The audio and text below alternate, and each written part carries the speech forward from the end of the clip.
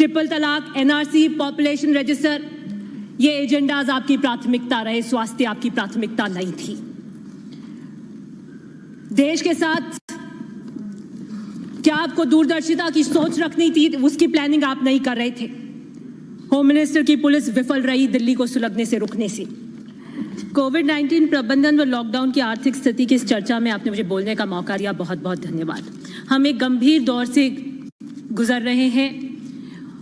पहली बार ये virus Wuhan के अंदर, हुबई प्रोविंस के अंदर दिसंबर 2019 में आइडेंटिफाई हुआ। और मैं यह तारीख है इसलिए दे रही हूँ क्रमबद्ध तरीके से, क्योंकि इसकी अहमियत है। 31 दिसंबर को पहली बार चीन के अंदर इस निमोनिया के तरीके से एक नया वायरस आया। 1 जनवरी को वहाँ पे सी फूड मार्केट बंद किया गया। 9 जनवरी को WHO ने रिकॉग्नाइज किया। 10 जनवरी को कोविड-19 दुनिया के साथ साझा किया गया। 11 जनवरी को पहली मौत हुई और 13 जनवरी के बाद में दूसरे देशों, भारत में, ईरान में ये फैलने लग गया।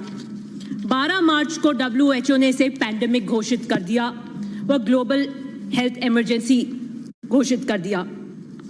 फ्लैटनिंग कर्व की इंपॉर्टेंस को WHO ने दर्शाया, जिसको सेंटर फॉलो नहीं कर पाई, जिसका औचित्य था कि कर्व को स्लैगर करने से, नए केसेस लॉन्ग पीरियड तक करने से लोगों को बेहतर केयर एक्सेस हो पाएगी। 12 फरवरी को ही राहुल गांधी जी ने अपने ट्वीट में सरकार को चेताया और कहा कि आप इस वायरस की भयावह जो आने वाला है, जिससे आर्थिक स्थिति और जानमाल का जो भयानक खतरा आने वाला है, उसे सचेत कराया ताकि सरकार इसका नियंत्रण प्रबंधन कर सके। लेकिन 12 फरवरी को सरकार ने उन पर ध्यान नहीं दिया। लेकिन फरवरी में दिल्ली दहर रही थी, सुलग रही थी। CAA, ट्रिपल तलाक, एनआरसी, पॉपुलेशन रजिस्टर, ये एजेंडाज आपकी प्राथमिकता रहे, स्वास्थ्य आपकी प्राथमिकता नहीं थी। देश के साथ क्या आपको दूरदर्शिता की सोच रखनी थी, उसकी प्लानिंग आप नहीं कर रहे थे। होम मिनिस्टर की पुलिस विफल रही दिल्ली को सुलगने से रुकने से।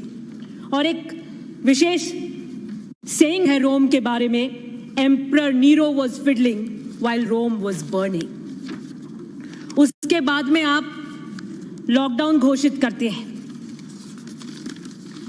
और 24 मार्च को 4 घंटे के नोटिस के ऊपर बिना किसी प्लानिंग के आप लॉकडाउन घोषित करते हैं। मैं इन तारीखों को इसलिए कह रही थी क्योंकि this lockdown was purposely delayed. पूरे देश के स्वास्थ्य और जनमानस को ताक पे रख दिया अपने पॉलिटिकल मोटिव्स को हासिल करने के लिए। आप मध्य प्रदेश की सरकार को टॉपल करने के लिए इस लॉकडाउन को स्थगित कर रहे थे। 23 मार्च को 9 बजे शिवराज सिंह जी चौहान मुख्यमंत्री की शपथ लेते हैं और 24 मार्च को देश में नेशनल लॉकडाउन लगता है।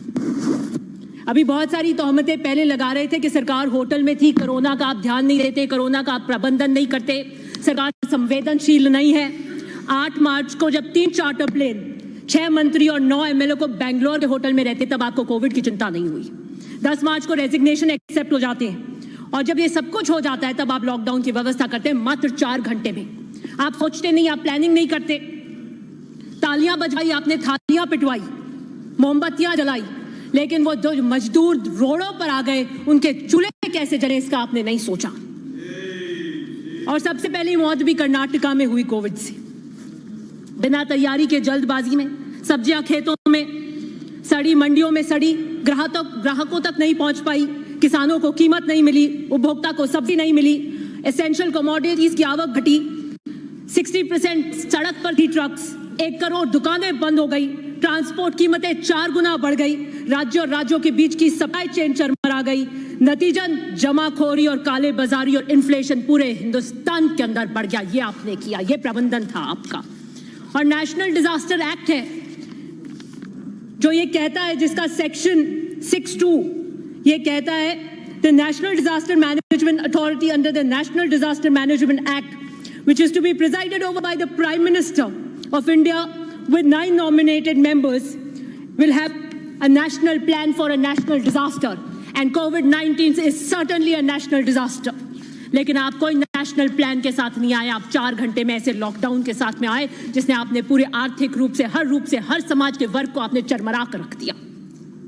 यह अचानक लॉकडाउन कर दिया जिससे लाखों लोग सड़क पर चले आए, कोई सुविधाएं नहीं दी। अगर आप नेशनल प्लान के साथ में आते जो कि सेक्शन 2D के अंदर कहता है that approved by the national authority, तो आप रिलीफ कैंप्स देते, shelter, food, drinking water, medical, ये सबको आप सुनिश्चित करते, जो आपने नहीं किया। मैं मजदूर की एक व्यथा कहना चाहूंगी कि हमने हृदय विदारक देखा किस तरीके से मजदूर आया था, हमारे रोंगटे खड़े हो गए। आपने उसको तिरस्कृत किया, उसे दरकिनार किया। कंस्ट्रक्शन लेबर चाहे हर जितना भी 39 से 45 करोड़ आबादी हमारी मजदूर की है, आपने इनके रिहैबिलिटेशन के लिए, इनके एम्प्लॉयमेंट के लिए कोई पॉलिसी आप लेकर नहीं आए। फिर आपने बसेस चलाने का थोड़े टाइम बाद में, कुछ अवधि के बाद में, जब पूरा देश एक स्वर में इनके लिए इनकी व्यथा को बोलने लगा, तब आपने कहा point A two point B buses जाएंगी, जो कि पॉसिबल नहीं थी। आप बाहर से लाने के लिए प्लेन ला सकते हो, लेकिन मजदूरों के लिए आपकी प्राथमिकता नहीं है। फिर आप ट्रेन लाने की बात करी आपने, और उसके फेयर भी आपने नहीं दिए। कांग्रेस प्रेसिडेंट ने उसी वक्त तुरंत PCC चीफ्स को लेटर लिखा कि सारा फेयर कांग्रेस वहन करेगी। तब आपके स्पोक्सपर्सन ने कहा कि आप झूठ और राजनीति कर रहे हैं, 85% हम दे रहे हैं और 15% दे रहे हैं, उसके लिए कोई सर्कुलर नहीं था, लेकिन आप अपना झूठ बोलते रहे। आपने मजदूर के लिए कोई फाइनेंशियल स्टिमुलस नहीं दिया, बस PM ने आखिर में जाके माफी मांग ली कि मुझे माफ कर दो। तबाह करके आपका माफी मांगने का यह अंदाज भी गजब है। मैं मजदूर की एक व्यथा पढ़ना चाहूंगी। जा रहे हैं हम, जैसे आए थे वैसे ही जा रहे हैं। 2-4 पोटलियां साथ थी तब भी, आज भी, और ये देह, लेकिन आत्मा पर खरोंचे अब इतनी बढ़ गई हैं, कौन देखता है, कौन रोकता? तो शायद रुक भी जाते, कोई दिखलाता आंख में पानी, इतना कहता कि ये शहर तुम्हारा भी है। उन्होंने भी नहीं देखा पलटकर, जिनकी घर की दीवारें हमने चमकाई। उन्होंने भी कुछ नहीं किया, कहा जिनकी 1300 डिग्री पर कांच पिघलाकर चूड़ियां बनाई। इन सब प्लास हथौड़े के पीछे एक हाथ है, यह हाथ कोई नहीं देखता।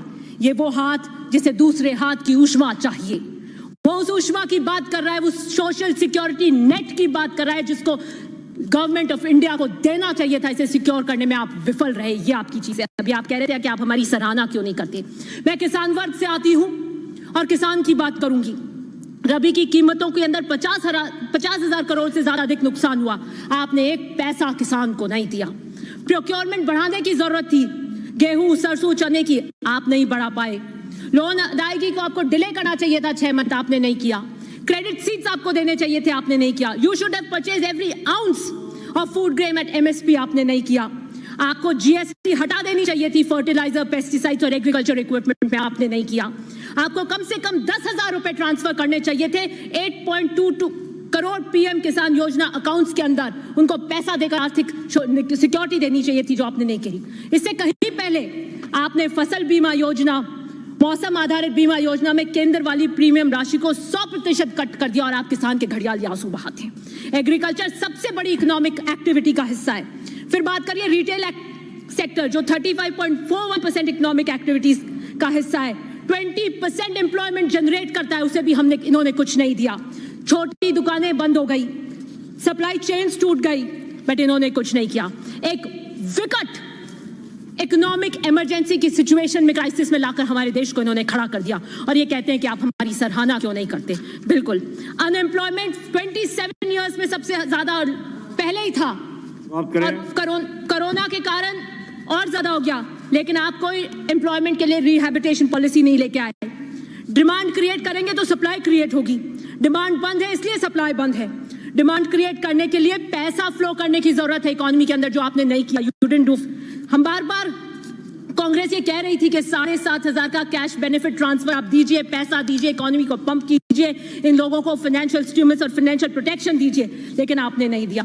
11 करोड़ लोग आउट ऑफ PDS थे। अभी एक सुरक्षा की बात कर रहे थे, खाद्य सुरक्षा की बात कर रहे थे और हमें कह रहे थे, लेकिन 11 करोड़ लोग PDS से बाहर थे, उसके लिए आपने कुछ नहीं किया। नरेगा की बात करते हैं, आपको शायद अपना वाक्य नरेगा के लिए याद आ रहा होगा, जब आपने कहा था कि ये कांग्रेस की विफलताओं का मकबरा है। आज आज एम्प्लॉयमेंट देने के लिए रूरल की 2 मिनट्स नहीं, 1 मिनट समाप्त करें अपनी बात। 2 मिनट्स एम्प्लॉयमेंट देने की वो बनी, आपने उसको 200 डेज कर देना चाहिए था, आपको 300 रुपए कर देना चाहिए था, आपको जॉब कार्ड धारकों को एडवांस पेमेंट कर देना चाहिए था, लेकिन आपने नहीं किया। हाँ, मैं मानती हूँ कि 61,000 करोड़ की जगह आपने 1 करोड़ अलॉटमेंट कर दिया, 1 लाख करोड़, जिसमें 84,000 करोड़ आउटस्टैंडिंग लाइबिलिटीज के साथ इट्स ओनली 84,000 करोड़। ये भी कांग्रेस के प्रेशर में किया। आपने कोई डायरेक्ट ट्रांसफर्स नहीं किए। अगर आप 5,000 करोड़ से भी करते तो 65,000 करोड़ बनते 13 करीब लोगों के लिए, लेकिन आपने नहीं किया। लेकिन आपने क्या किया? आपने लोन्स राइट ऑफ किए 68,000 के लिए, जो आरटीआई में पता। राहुल गांधी जी ने संसद में पूछा कि वो 50 कौन से घोटालेबाज हैं जो डिफॉल्टर्स हुए, आपने उसकी सूची नहीं दी। लेकिन 24 अप्रैल को आरटीआई में पता लगा मेहुल चोकसी, नीरव मोदी और विजय माल्या जो विलफुल डिफॉल्टर्स थे, उनके 65,000 के करीब आपने 50 विलफुल डिफॉल्टर्स के राइट ऑफ कर दिए। 65,000 आप यहां दे देते।